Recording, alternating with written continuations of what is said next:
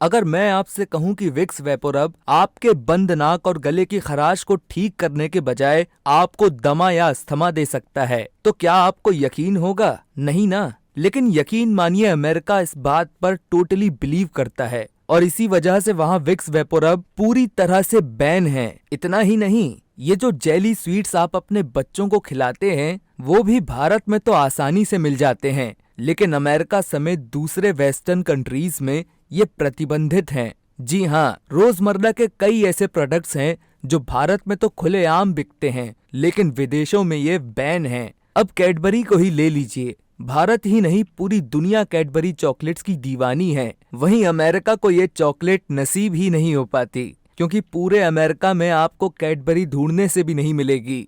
नमस्कार दोस्तों, मैं हूं अर्पित और आपका स्वागत है हमारे YouTube चैनल हिंदी पैक पर, जहां हम लेकर आते हैं आपके लिए इंटरेस्टिंग और मजेदार वीडियोस। और आज के वीडियो में हम आपको बताएंगे कि आखिर क्यों अमेरिका और दूसरे देशों में बैन है वो चीजें जो भारत में धड़ल्ले से इस्तेमाल की जाती हैं। यहाँ पहले नंबर पर आता है मस्टर्ड ऑयल, यानी सरसों का तेल। क्यों? ये नाम सुनकर सर चकरा गया ना? क्योंकि भारत में तो ये तेल हर घर में देखने को मिल ही जाता है। तो आखिर इसमें ऐसा क्या है जिसकी वजह से अमेरिका ने इसके इस्तेमाल को बैन कर रखा है? दरअसल बात यह है कि अमेरिका के फूड एंड ड्रग एडमिनिस्ट्रेशन यानी FDA की माने तो सरसों के तेल में एरोसिक एसिड होता है, जिसका इस्तेमाल बेहद खतरनाक साबित हो सकता है। FDA का मानना है कि इसका ज्यादा यूज करने से हार्ट प्रॉब्लम्स हो सकती हैं। साथ ही वहाँ रिसर्चर्स ने इसे दिमाग की कोशिकाओं के लिए भी अच्छा नहीं पाया है।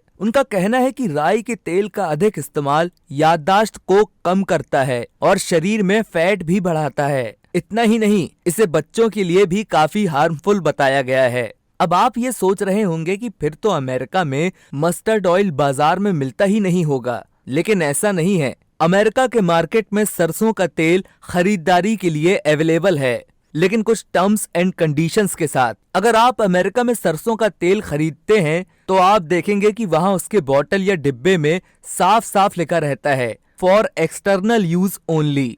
ऐसा इसलिए क्योंकि यहाँ इसे मसाज के लिए या फिर एसेंशियल ऑयल की तरह ही यूज किया जा सकता है।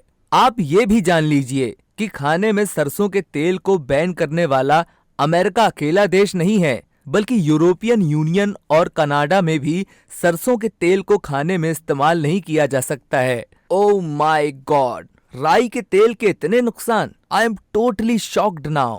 वेल, ये तो बात हुई सरसों के तेल की। अब यहाँ दूसरे नंबर पर जिस प्रोडक्ट का नाम आता है उसे सुनकर भी आप सोच में जरूर पड़ जाएंगे। लाइफ बॉय है जहाँ तंदुरुस्ती है वहाँ। ये लाइनें हम और आप बचपन से ही अपने टीवी में सुनते आ रहे हैं। लेकिन अगर यहाँ मैं आपको ये कहूँ कि लाइफ बॉय आपको तंदुरुस्त नहीं बनाता बल्कि आपके स्किन को नुकसान पहुँचाता है, तो ये सुनकर आप शॉक्ड हो जाएंगे ना? जी हाँ, हालांकि लाइफ बॉय का इस्तेमाल भारत में खूब किया जाता है, लेकिन अमेरिका समेत कई देशों में ये ढूंढने से भी नहीं मिलेगा, क्योंकि इस साबुन को वहाँ बैन कर दिया गया है, क्योंकि इसे स्किन के लिए हार्मफुल माना जाता है। कुछ देशों में तो इसका इस्तेमाल कुछ खास जानवरों को नहलाने के लिए करते हैं। ओह माय गॉड, इतनी बड़ी बेइज्जती!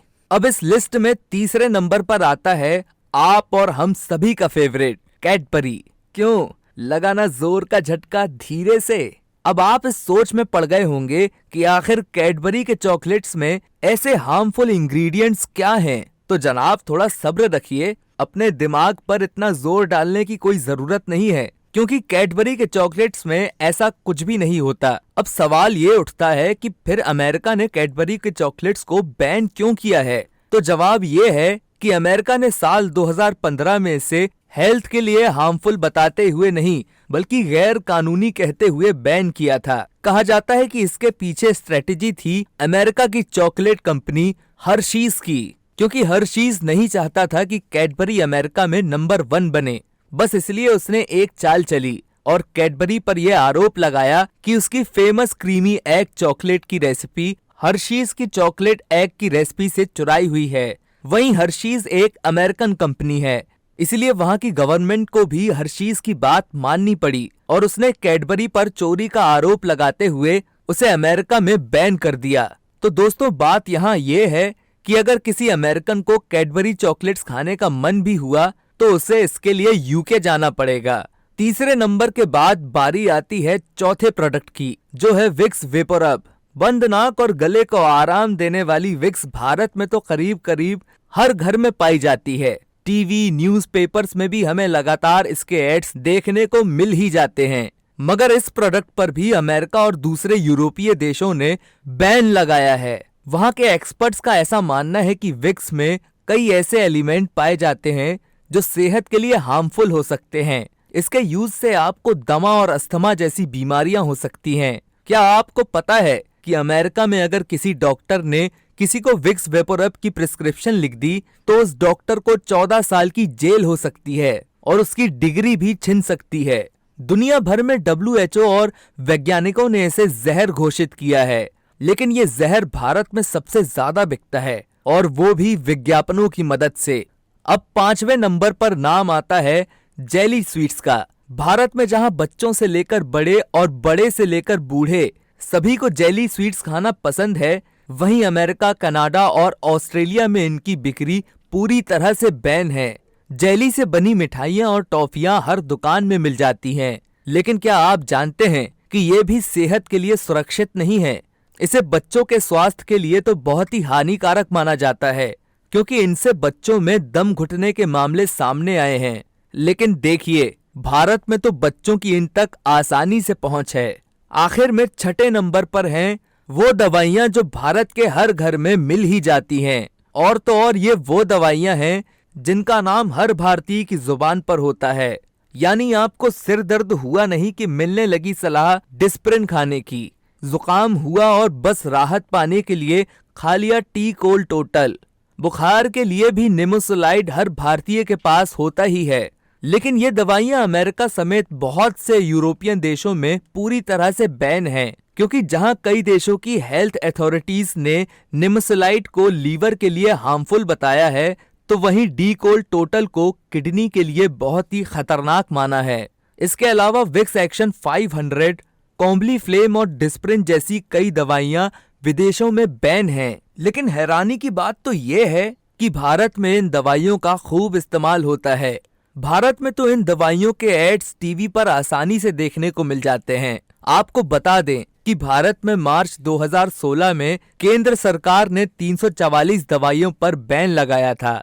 इसके बाद दवा निर्माता कंपनियां कोर्ट जा पहुंची, तो दिल्ली हाई कोर्ट ने ये बैन दिसंबर 2016 में हटा दिया। हालांकि सुप्रीम कोर्ट भी उन दवाओं पर सोच विचार कर रही है और हो सकता है कि आने वाले समय में उस पर बैन लगा दिया जाए।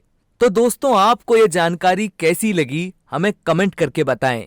ऐसी ही मजेदार और रोचक जानकारी के लिए हमारे चैनल हिंदी पैक को जरूर सब्सक्राइब करें, और अगर जानकारी पसंद आई हो तो वीडियो को लाइक और शेयर करें। धन्यवाद।